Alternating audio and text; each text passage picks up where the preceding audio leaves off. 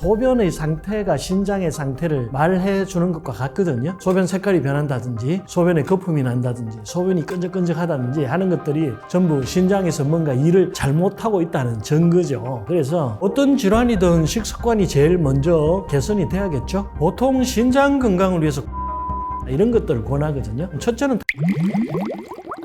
안녕하세요, 김순열입니다. 이번에 새 책이 나왔는데요. 인터넷에서 쉽게 구할 수 있는 재료들로 내 몸 건강 챙길 수 있는 비법 약차들 많이 소개하고 있습니다. 많이 사랑해 주십시오. 사람이 살려면은 혈액순환이 굉장히 중요하거든요. 혈액이 인체 곳곳 미치지 않는 곳이 없는데요. 혈액이 미치지 않는 곳은 그 세포가 죽게 되죠. 그런데 이 혈액이 무한정 사용할 수는 없잖아요. 그래서 혈액을 청소해서 걸러서 사용하게 되어 있는데 노폐물을 제거하는 기관이 크게 두 가지가 있습니다. 하나는 간이고 또 하나는 신장이죠. 주로 간에서는 이 지용성 노폐물들을 제거를 하고요. 신장에서는 수용성 노폐물들을 제거를 하는데요. 간도 왜 침묵의 살인자 이렇게 얘기하잖아요. 아주 많이 파괴될 때까지 겉으로 봐서는 알 수가 없죠. 신장도 마찬가지입니다. 거의 80% 90% 파괴될 때까지 알 수가 없거든요. 항상 징조를 찾아서 관리해주는 그런 노력이 필요하다 이렇게 말씀드릴 수가 있고, 그만큼 신장 질환은 한번 나빠지면 돌이킬 수 없다는 것이기 때문에 신장 질환이 무서운 거죠. 신장은 혈액을 걸러서 소변으로 물을 내보내는 기관이잖아요. 그래서 소변의 상태가 신장의 상태를 말해 주는 것과 같거든요. 소변 색깔이 변한다든지 소변에 거품이 난다든지 소변이 끈적끈적하다든지 하는 것들이 전부 신장에서 뭔가 일을 잘못하고 있다는 증거죠. 당분이 많으면 소변이 끈적거리죠. 그건 당뇨병이 있다는 얘기고요. 두 번째로 소변에 거품이 생기는 것은 신장에서 알부민이라고 하는 단백질이 빠져나오기 때문에 그렇거든요. 신장이라고 하는 것이 뭔가 특별한 것 같지만 사실은 신장은 혈관 덩어리입니다. 아주 가는 모세 혈관들이 꼬여서 만들어진 것이거든요. 왜냐하면은 이 표면적을 늘리기 위해서 그런 거예요. 혈액이 지나가면서 혈관 벽을 통해 가지고 필요 없는 물질은 내보내고 또 필요한 물질은 이제 재흡수하는 그런 과정을 거치게 되는데, 칼륨이나 칼슘이나 분자 크기가 아주 작기 때문에 신장을 통해서 배출될 수 있습니다. 필터를 통해서 배출될 수 있는 크기의 물질이죠. 그런데 알부민 같은 단백질은 굉장히 크단 말이에요. 그런데 그게 소변으로 나왔다는 것은 혈관이 찢어졌다는 것을 뜻합니다. 단백뇨가 나왔다는 것은 혈관에 뭔가 손상이 생겼다는 것을 나타내 주는 거죠. 신장 혈관에 손상이 왔다는 것은 전체 혈관에도 손상이 있다는 것을 뜻해요. 어떤 염증에 의해서 모든 혈관에 염증의 가능성을 높여주고 있는 것이니까 단백뇨가 나왔다고 해서 단순히 신장만 이상이 있을 것이다 이렇게 생각하는 것은 오산이라고 할 수 있습니다. 신장 기능이 약화되면 제일 먼저 나타나는 게 이제 수분 대사가 잘 되질 않죠. 혈액을 걸러서 소변을 잘 내보내야 되는데 그게 잘 되지 않으면 몸 안에 이제 수분이 정체가 됩니다. 그래서 부종이 생기는 거죠. 특히 다리가 잘 붓습니다. 혈액을 청소할 수 없으니까 노폐물이 쌓이겠죠. 요독이 쌓이고 요산이 쌓이고 하기 때문에 피로감이 증가합니다. 또 신장에서 적혈구를 만드는 호르몬이 나오거든요. 그 적혈구 생성을 잘 못하게 되면 당연히 피곤해지겠죠. 적혈구가 산소를 싣고 다녀야 우리 몸에 기운이 나는 거니까 말입니다. 특징적으로 소변 양이 줄어들 수도 있고 또 방광에 영향을 줘가지고 소변을 자주 보는 빈뇨나 야뇨가 생길 수도 있고요. 신장의 필터가 찢어지면 단백뇨만 나오는 것이 아니라 혈뇨가 생길 수도 있죠. 우리 몸에 독소가 증가하니까 메스꺼움, 구토, 소화가 잘 안 되고 뭔가 미식거리는데 검사상 위장 문제는 없단 말이죠. 그런 경우에 신장에 문제가 있는 경우도 꽤 많습니다. 신장이 아주 많이 80%, 90% 망가지면 우리가 투석을 해야 되잖아요. 투석을 한다는 것 자체가 굉장히 어려운 일입니다. 일주일에 3번씩 투석을 해야 되고, 투석 환자분들 보면 얼굴색이 별로 좋지 않죠. 기계적으로 투석을 한다고 해서 내 몸에 있는 노폐물이 전체가 제거가 되지 않기 때문에 그렇습니다.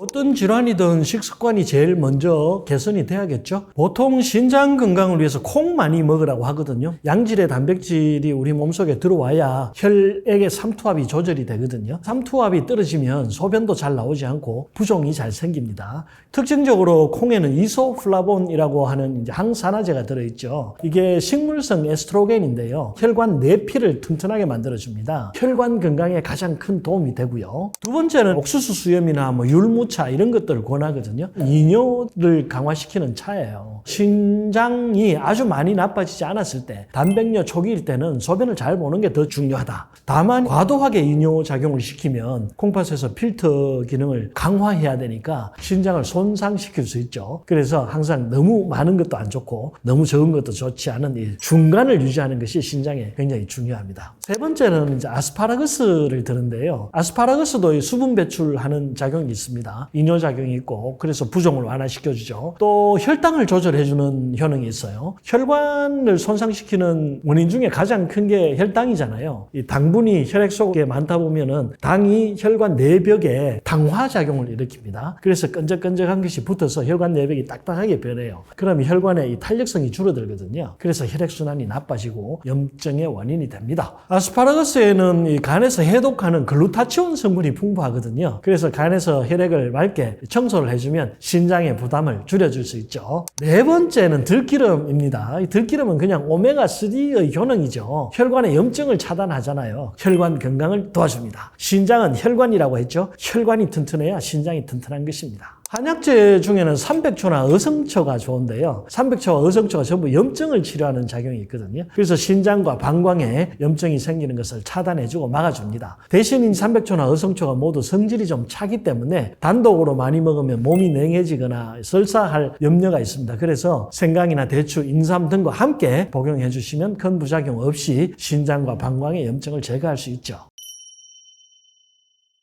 신장에 결석이 생기는 이유는 신장에서 혈액을 걸러줄 때 노폐물이 조금씩 나온단 말이죠. 그것들이 이제 뭉쳐가지고 돌이 되는 것인데 우리 몸에 돌이 여러 군데 생겨요. 담낭에도 생기고 뭐 어깨 이런 데도 생기고 갑상선에도 생기고 그렇죠. 특히 혈액순환이 잘 되지 않으면 결석이 생깁니다. 신장에 생기는 결석 중에 제일 많은 게 칼슘 결석이죠. 짜게 먹을 때 잘 생깁니다. 소변으로 칼슘을 많이 내보내게 되거든요. 그때 칼슘이 뭉쳐서 결석이 생기는 것이고요. 그 다음으로는 이제 동물성 단백질, 고기 많이 먹으면 결석이 또 잘 생깁니다. 육류에도 칼슘이 많이 포함되어 있고 또 옥살산도 포함되어 있고 또 퓨린도 많이 들어있잖아요. 그래서 퓨린이 증가하면은 요산이 증가할 수 있기 때문에 요산에 의한 결석도 생길 수가 있죠. 이게 통풍 질환에서 생기는 것이고요. 우리가 많이 먹는 시금치나 비트, 견과류, 홍차 이런 데도 옥살산이 풍부하거든요. 옥살산이 풍부한 음식을 먹으면 결석이 잘 생길 수 있습니다. 이런 음식들은 피해 주시는 것이 좋고요. 그 다음은 당분이죠. 설탕 많이 먹으면 결석이 생길 수 있습니다. 혈당이 상승하니까 혈액이 끈적끈적하잖아요. 혈액이 끈적끈적한데 칼슘이 붙든 콜레스테롤이 붙든 핵이 하나 생기면 돌이 만들어질 수 있죠. 신장에 무리를 주는 최악의 음식은 첫째는 탄수화물이죠. 탄수화물 많이 먹으면 염증이 많이 생깁니다. 탄수화물은 혈당을 올리고 혈당을 올리면 인슐린 저항성이 커지고 그것이 염증을 일으키죠. 그래서 신장 혈관에도 염증을 일으킬 수밖에 없습니다. 과일 주스도 많이 먹지 말라고 하죠. 칼륨 성분이 많이 들어있기 때문에 그런데요. 칼륨 성분은 사실 좋은 면도 있고 나쁜 면도 있어요. 아주 신장이 나빠져 있지 않을 때는 칼륨을 많이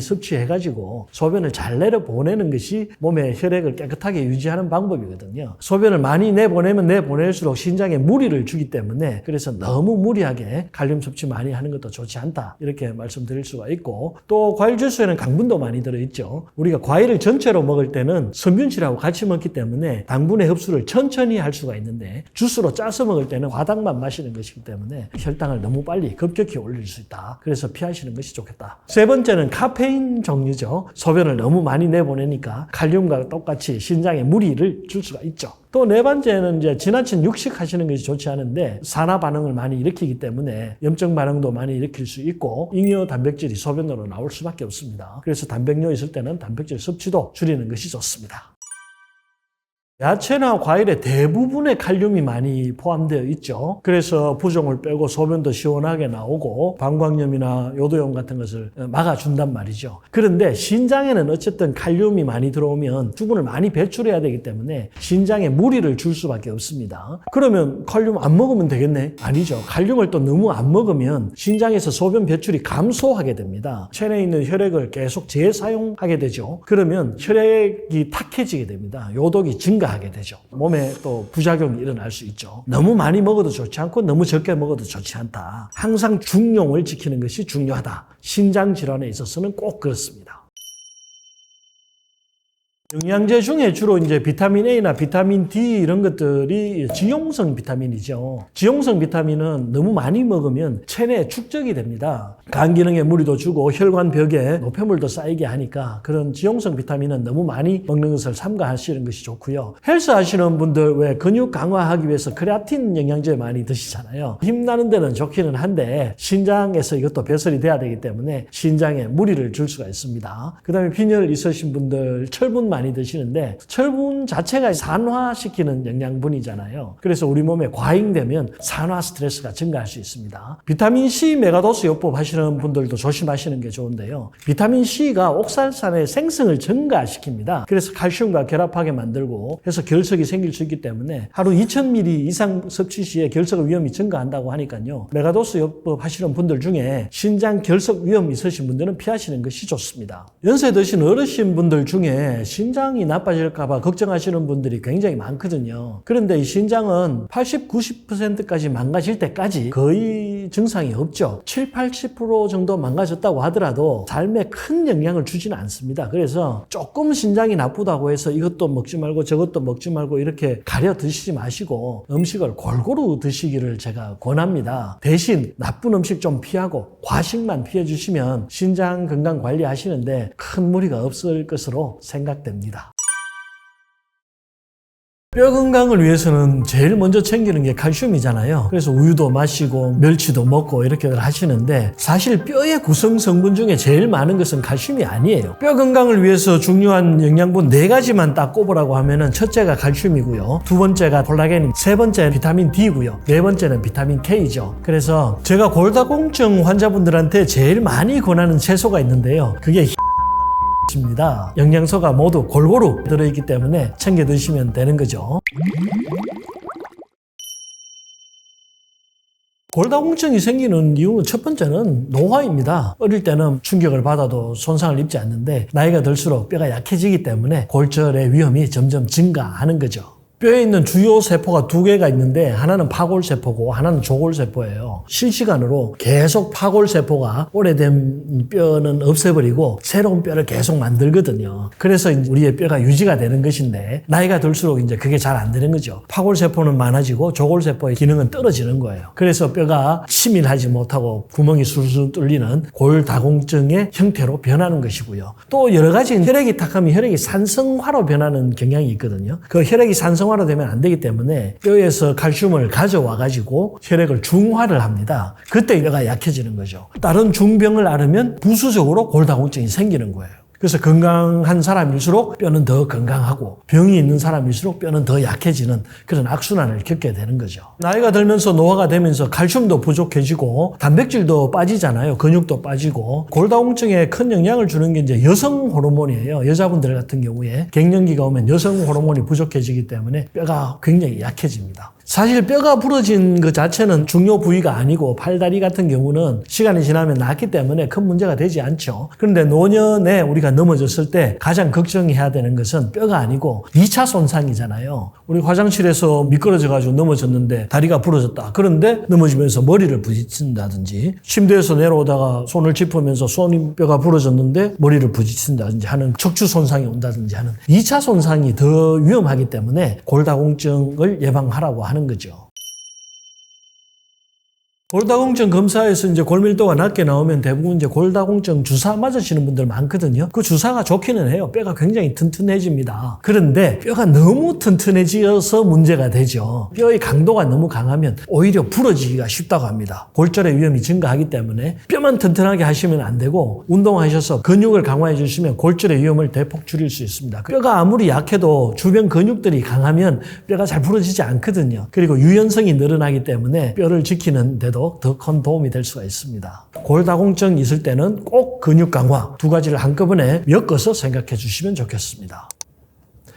운동이 아주 중요합니다. 하지만 식습관도 그만큼 중요하죠. 뼈 건강을 위해서는 제일 먼저 챙기는 게 칼슘이잖아요. 그래서 우유도 마시고 멸치도 먹고 이렇게들 하시는데 사실 뼈의 구성 성분 중에 제일 많은 것은 칼슘이 아니에요. 콜라겐이 제일 많습니다. 콜라겐이 거의 90% 이상 되죠. 그래서 단백질 섭취가 더 중요합니다. 뼈 건강을 위해서 중요한 영양분 4가지만 딱 꼽으라고 하면은 첫째가 칼슘이고요. 두 번째가 단백질, 콜라겐입니다. 세 번째는 비타민 D고요. 네 번째는 비타민 K죠. 비타민 D가 중요한 이유는 장에서 칼슘의 흡수를 증가시켜주기 때문이고요. 또 이 비타민 K가 없으면 칼슘이 뼈로 와도 골 기질과 결합을 할 수가 없습니다. 그래서 칼슘만 중요한 것이 아니라 이 4가지 영양소가 모두 골고루 몸속으로 들어와야 하는 거죠. 골다공증에 좋은 음식 중에 우유, 멸치, 치즈 이런 것들이 있잖아요. 그런데 우유는 소화가 잘 안 되시는 분들 많죠? 우유만 먹으면 배탈 나시는 분들이 있고, 멸치도 또 비려서 안 드시는 분들도 있고, 바다에서 나는 것들은 중금속 있다고 안 드시는 분들도 있더라고요. 그 다음에 치즈 같은 경우는 알러지 있으신 분들 꽤 많잖아요. 그래서 제가 골다공증 환자분들한테 제일 많이 권하는 채소가 있는데요. 그게 흰 목이버섯입니다. 흰 목이버섯에는 이 골다공증 치료와 예방에 필요한 3가지, 첫째가 칼슘이고 두 번째가 콜라겐이고 세 번째가 비타민 D예요. 이 3가지가 한꺼번에 들어있기 때문에 나머지 비타민 K만 따로 챙겨 드시면 되는 거죠. 그런데 흰 목이버섯은 뼈 건강에만 좋은 것이 아니라 노화로 인한 인지 기능 저하 개선에도 도움이 되고, 또 근육이 빠질 때 콜라겐이 풍부하니까 근감소증에도 도움이 되고, 또 피부 탄력 개선하는 데도 도움이 되죠. 피부 탄력도 콜라겐이 필요하잖아요. 그래서 흰 목이버섯이 쓰임새가 아주 많습니다. 흰 목이버섯은 가래하고 기침도 삭혀주는 역할을 하거든요. 그래서 폐 건강에도 도움이 되죠. 골다공증이 있으면서 감기 자주 걸리시는 분들 흰 목이버섯 많이 드시면 좋겠습니다. 흰 목이버섯에 칼슘, 콜라겐, 비타민 D 들어있는데 비타민 K는 없죠. 비타민 K는 따로 섭취를 해주셔야 됩니다. 비타민 K가 뼈 생성에 굉장히 중요하거든요. 비타민 K가 뼈 성장에 필요한 단백질을 활성화하고 칼슘이 골 기질에 결합하는 것을 도와줍니다. 비타민 K가 없으면 칼슘이 뼈로 가지를 않죠.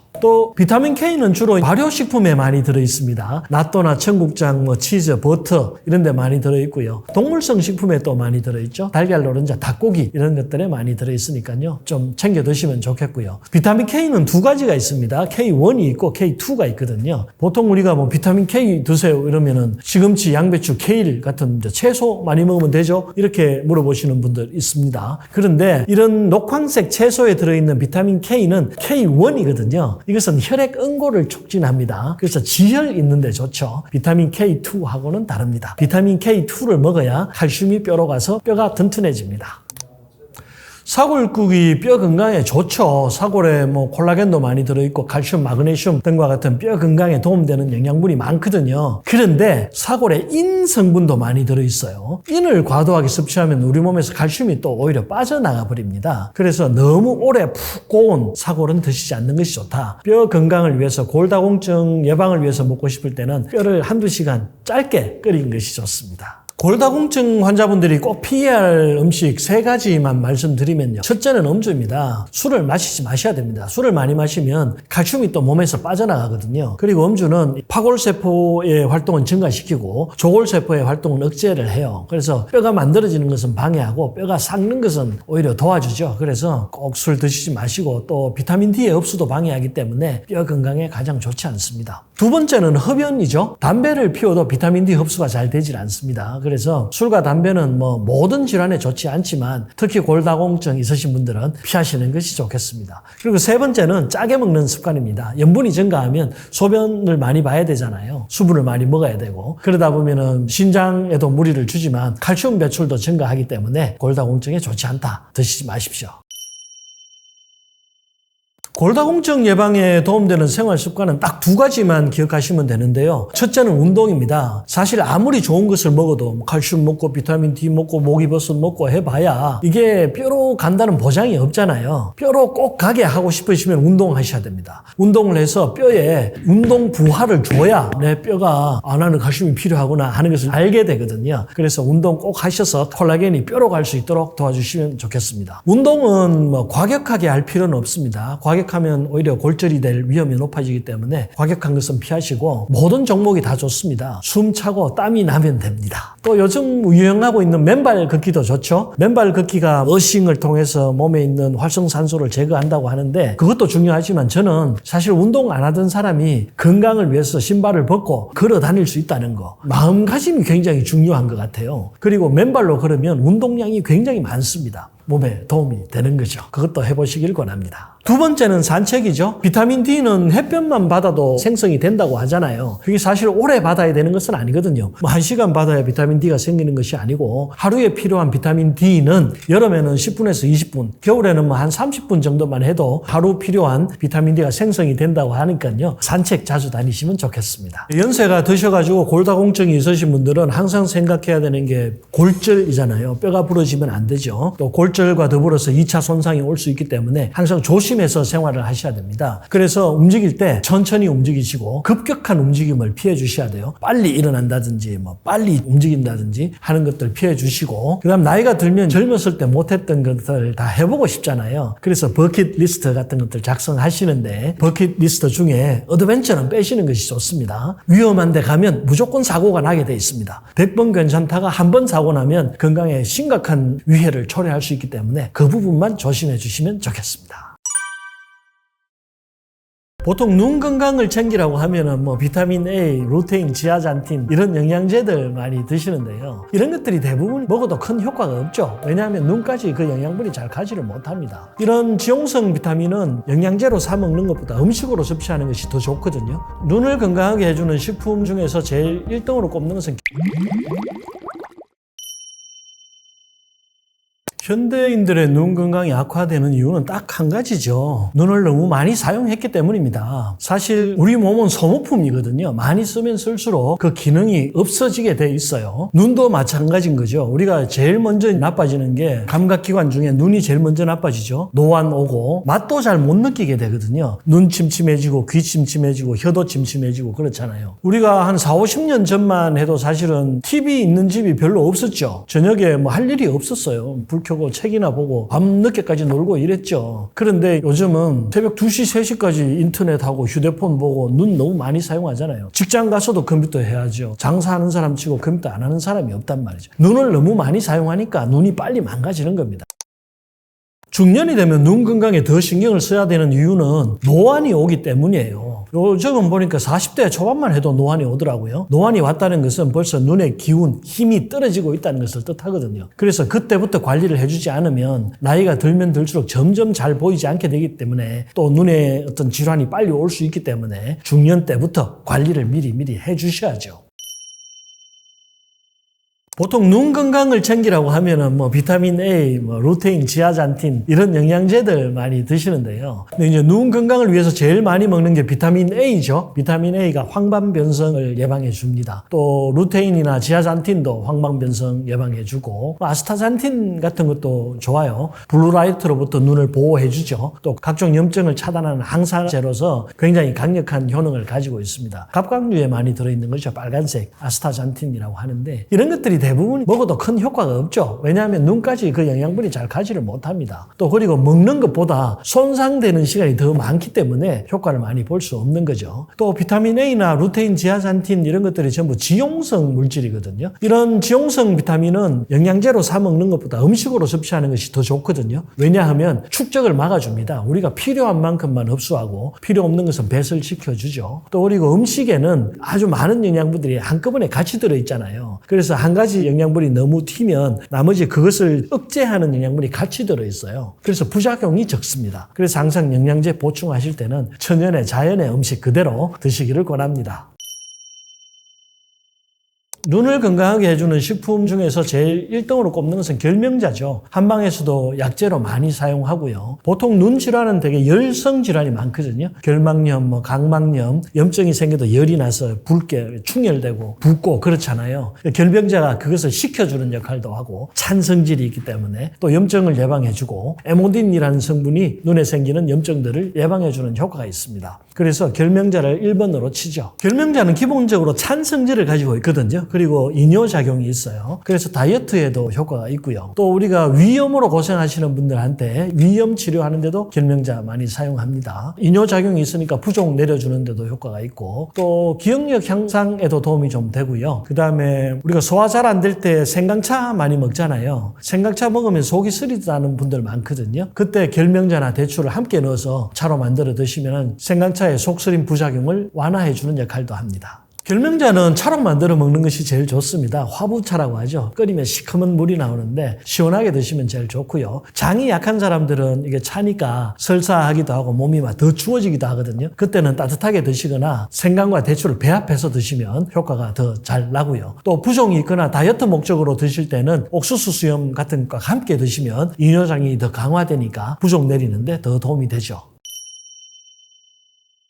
결명자 외에 이제 눈에 좋은 음식 3가지만 꼽으라면 첫째 이제 들기름 꼽을 수 있습니다. 들기름은 오메가3 그 자체죠. 들기름이 혈관의 염증을 제거해 주기 때문에 눈에 있는 모세 혈관들 염증 생기는 것을 막아줍니다. 그래서 식전에 들기름 1스푼 드시는 것도 좋고 잠자기 전에 1스푼 드시는 것도 좋고 또 기름 먹는 것을 좀 부담스러워 하시는 분들 있잖아요. 그런 분들은 이 샐러드나 나물 반찬 하실 때 들기름 좀 듬뿍 넣어서 드시면 좋습니다. 들기름 같은 경우에는 뇌 건강에도 좋죠. 치매를 예방하는 기름 하나를 들라고 하면 저는 들기름을 들거든요. 들기름이 이제 EPA나 DHA로 분해가 되기 때문에 뇌신경을 강화시켜 주는데 도움이 되죠. 또 들기름 말고 아마씨유도 좋고 대마 종자유도 좋습니다. 두 번째는 이제 달걀 노른자입니다. 달걀 노른자에 루테인, 지아산틴이 많이 들어있거든요. 그래서 황반 변성으로 고생하시는 분이나 예방하기 위해서는 달걀 노른자 많이 드시면 좋습니다. 달걀은 되게 이제 영양분이 전부 노른자에 들어있거든요. 비타민도 거기 다 들어있고 황화물도 들어있고 그래서 이제 노른자는 꼭 챙겨 드셔야 되는데 대부분이 흰자만 먹고 노른자는 버리는 경우가 많더라고요. 왜 그러냐면 콜레스테롤 때문에 그렇죠. 그런데 이 달걀에 있는 콜레스테롤은 사실은 우리 몸에 악영향을 거의 주지 않는다. 오히려 좋은 콜레스테롤, HDL 콜레스테롤을 증가시켜준다는 연구 결과들이 많이 나와 있거든요. 그러니까 달걀 드실 때 노른자, 흰자 가리지 마시고 2가지 한꺼번에 드시는 것이 우리 몸 건강 지키는 데는 최고입니다. 세 번째는 블루베리인데요. 블루베리의 그 보라색 빛을 내게 하는 항산화제가 라스베라트롤입니다. 이 라스베라트롤이 항산화제의 왕이죠. 염증을 억제해 줍니다. 그래서 블루베리 많이 드시면 좋습니다. 포도 껍질이나 크랜베리 이런 베리 종류, 딸기 이런 데도 라스베라트롤이 많이 들어있거든요. 베리 종류도 많이 드시면 좋겠습니다. 우리 몸에는 샘이 많죠. 뭐 침샘도 있고 눈물샘도 있고 겨드랑이에 피지선도 있고 호르몬 나오는 데는 다 샘이거든요. 이런 샘은 젊을 때는 물이 콸콸 나옵니다. 그런데 나이가 들면 모든 샘은 다 말라버립니다. 이 당뇨병이 왜 생기죠? 처음에는 인슐린이 너무 많이 나와서 문제인데 나중에 가면은 인슐린이 안 나오잖아요. 어디서? 췌장에 있는 베타세포에서 인슐린을 못 만들어내거든요. 그것도 샘입니다. 이제 이런 일련의 모든 샘은 마른다는 전제를 알고 계시면 눈물샘도 말라버릴 수밖에 없겠구나 하는 걸 알 수가 있는데요. 나이가 들면 마릅니다. 그래서 연세 많으신 어르신분들 바람만 불면 눈 시리다고 얘기하잖아요. 그게 눈물이 잘 나오지 않기 때문이거든요. 또 스트레스 받으면 눈물샘이 말라버립니다. 우리가 스트레스 받으면 막 열 받으면 심장 뛰고 머리에 뚜껑 열리고 김 나고 눈에 불 나오고 주먹에 힘 들어가죠. 이게 이제 자율신경이 교란되는 것인데 교감신경이 흥분하는 것이거든요. 교감신경이 흥분하면 샘이 다 말라버립니다. 우리 긴장하면 입이 쫙 마르죠. 침샘이 말라버리거든요. 위장에 있는 점액도 말라버립니다. 그래서 스트레스 받으면 소화가 안 되는 거죠. 그래서 이제 눈물샘이 나이가 들어서 노화로 말라버린 경우에는 사실 인공 눈물이 거의 효과가 없습니다. 왜냐하면 눈물이라는 것은 눈을 깜빡일 때마다 눈물이 각막을 적셔줘야 하는 것이거든요. 근데 인공 눈물을 계속 넣을 수는 없잖아요. 그래서 크게 효과가 없는 것이다. 그럼 어떻게 해야 되냐? 샘이 마르지 않도록, 눈물샘이 마르지 않도록 해줘야 되거든요. 눈물샘이 마르지 않도록 하려면 어떻게 해야 됩니까? 혈액순환이 잘 돼야 되는 거예요. 몸이 건강해야 되는 것이고, 그 다음에 운동 열심히 하셔야 되는 거죠. 그 다음에 스트레스 때문에 눈물이 마르는 것은 스트레스를 없애줘야 됩니다. 항상 용서하고 타협하고 베푸는 마음 가지셔야 교감신경이 올라가지 않고 교감신경이 내려와야 샘 기능이 정상적으로 작동을 합니다. 네, 안구근육증이 아까 말씀드린 대로 눈물샘이 말라서 그런 것이기 때문에 샘이 정상적으로 작동하도록 도와줘야 되거든요. 우리 몸에 있는 분비선을 강화시켜주는 가장 좋은 약재 중에 하나가 인삼입니다. 인삼의 약성을 4글자로 말하면 생진지갈이라고 하거든요. 진액을 만들고 갈증을 없앤다는 거예요. 그래서 침이 마를 때도 인삼차가 좋고 또 눈물샘이 말랐을 때도 인삼이 좋습니다. 그리고 눈물샘이 마른다는 것 자체도 어쨌든 염증이 생기는 과정이거든요. 그래서 염증을 치료해 줘야 되는데 눈에 있는 열을 치료하고 염증을 제거하는데 결명자가 좋습니다. 그다음에 세 번째는 이제 구기자가 좋아요. 구기자에 포함된 베타인이나 베타카로틴 같은 성분들이 항산화 작용도 하고 눈을 보호하고 하는 작용을 하죠. 그래서 이 세 가지 인삼, 결명자, 구기자 세 가지를 합쳐서 약차로 만들어서 매일 2, 3회 드시면 눈물샘 건강에도 좋고 안구 건조증에도 좋은 비법 약차가 될 수 있습니다. 눈 건강을 지키기 위한 생활 습관의 첫 번째는 휴식이죠. 눈을 감고 있어야 됩니다. 아침, 점심, 저녁 3회 10분에서 20분 정도 눈을 감고 있는 시간 좀 가져주시면 좋겠고 사실 한번 생각해 보세요. 아침에 일어나서 잠에서 깨가지고 밤에 잠자리에 들 때까지 내가 눈을 1분 이상, 1분이 아니라 10초 이상 감고 있는 경우가 거의 없습니다. 그래서 10분만이라도 눈을 휴식하는 시간 가져주시면 좋겠습니다. 그 다음 두 번째는 탄수화물 먹지 말기입니다. 우리 몸의 모든 질환은 염증에서부터 생깁니다. 염증은 모두 탄수화물에서 옵니다. 혈당이 올라갈 때 염증이 생기는 것이거든요. 그래서 눈이 뭔가 좋지 않을 때는 과자, 빵, 라면 이 세 가지만 줄여주시면 좋겠고 그 다음 눈도 운동을 좀 해주는 것이 좋습니다. 눈동자라는 것은 뒤에서 근육이 6개가 있거든요. 그 6개가 이제 좌우 상하로 움직이게 되는데 우리가 항상 생활을 하다 보면 정면만 보잖아요. 어릴 때는 이렇게 흘겨보기도 하는데 나이 들면 흘겨보는 일도 없죠. 그러니까 일부러라도 눈 운동, 상하, 좌우, 뭐 회전도 좋고 이렇게 눈 운동 해주시면 좋습니다. 그 다음에 이제 휴식을 한 번 더 말씀드리는데 눈을 쉬게 해줘야 된단 말이죠. 눈 감는 거 말고 휴대폰 보지 말아야 됩니다. 휴대폰이 사실은 눈 건강에 굉장히 치명적이에요. 조그만해서 그런지 조금만 보고 나면은 막 물체가 2개로 보인다는 분들 굉장히 많거든요. 실제로 20분, 30분 보고 나면은 눈 시야도 흐릿해지고 눈에 굉장히 치명적인 영향을 주니까 보지 마세요. 될 수 있으면 큰 화면, 요즘 나오는 컴퓨터 모니터나 텔레비전 화면은 사실 눈에 크게 영향을 주지 않거든요. 그래서 뭔가 작업하실 때는 컴퓨터를 하시고 뭔가 소일거리 찾을 때는 TV 보시는 것이 훨씬 좋다. 휴대폰 보는 시간만이라도 꼭 줄여주십시오.